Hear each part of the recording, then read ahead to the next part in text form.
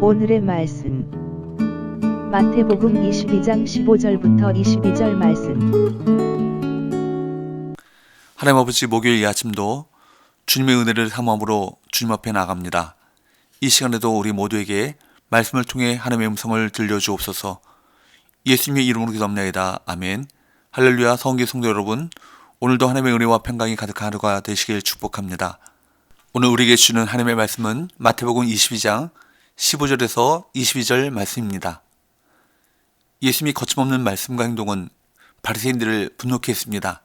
이들은 어떻게든 예수님을 걸고 넘어지고자 했습니다. 묘책으로 생각해낸 것이 세금에 관한 논쟁을 벌여 말의 올무에 걸리게 하는 것이었습니다. 15절, 이에 바리새인들이 가서 어떻게 하면 예수를 말의 올무에 걸리게 할까 상의하고, 말의 올무라는 표현은 이들이 얼마나 치밀하게 계획했는지를 보여줍니다. 목적은 죄 없는 예수님을 어떻게든 넘어뜨리는 것이었습니다. 악한 목적을 이루기 위해 머리를 맞대고 치밀하게 계획을 세우는 것이 바로 우리 죄인된 인간의 모습인 것입니다. 16절 말씀에 보면 바리새인들은 그들의 악한 목적을 이루기 위해 평소에 원수처럼 여기던 헤롯 당과도 연합합니다. 헤롯 당은 바리새인들의 기존 가치로는 가까이에서는 안 되는 집단입니다. 그러나 목적을 위해서라면 이들과 손을 잡는 일도 주저하지 않습니다. 또한 이들은 자신들이 전면에 나서지 않고 제자들을 동원합니다.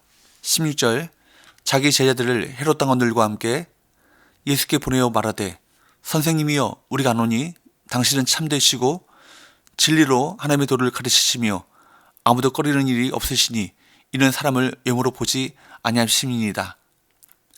예수님을 계속 공격했던 자신들의 정체를 숨기고 제자들을 이용해 순수한 의도로 질문하는 것처럼 위장한 것입니다.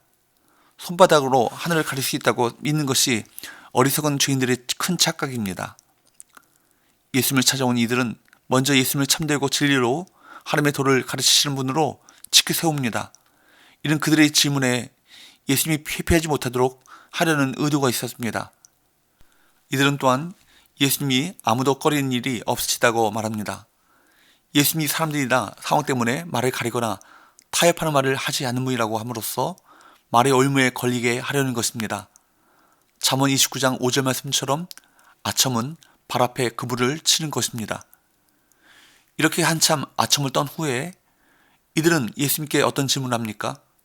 17절, 그러면 당신의 생각에는 어떠한지 우리에게 이르소서.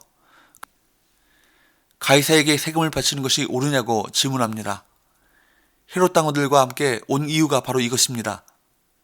만일 주님이 세금을 내지 말라고 한다면 헤롯 당원들의 반발을 사게 될 것이고, 세금을 내라고 한다면 유대 무리의 반발을 사게 될 것입니다.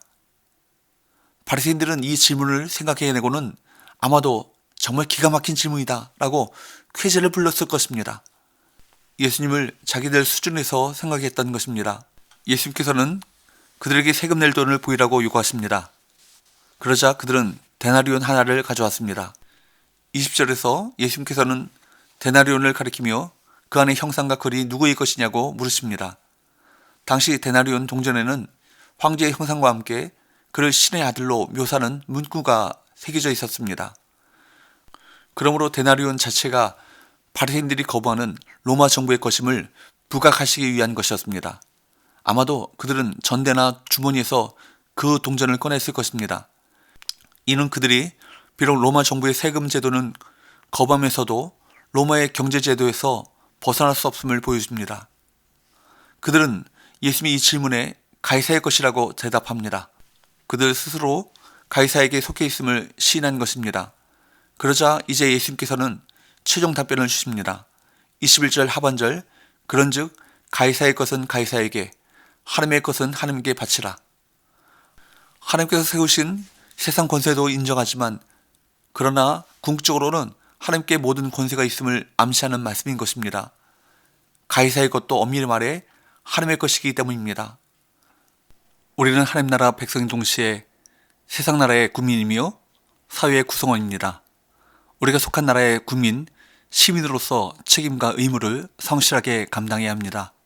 더불어 궁극적으로 하나님의 백성임을 결코 잊어서는 안 될 것입니다. 모든 것이 하나님의 것임을 인정하고 나의 소유와 삶을 하나님의 뜻에 따라 드리는 충성스러운 백성이 되어야 할 것입니다. 22절 그들이 이 말씀을 듣고 놀랍게 여겨 예수를 떠나가니라. 결국 이들은 예수님의 답변에 놀라며 떠나갑니다.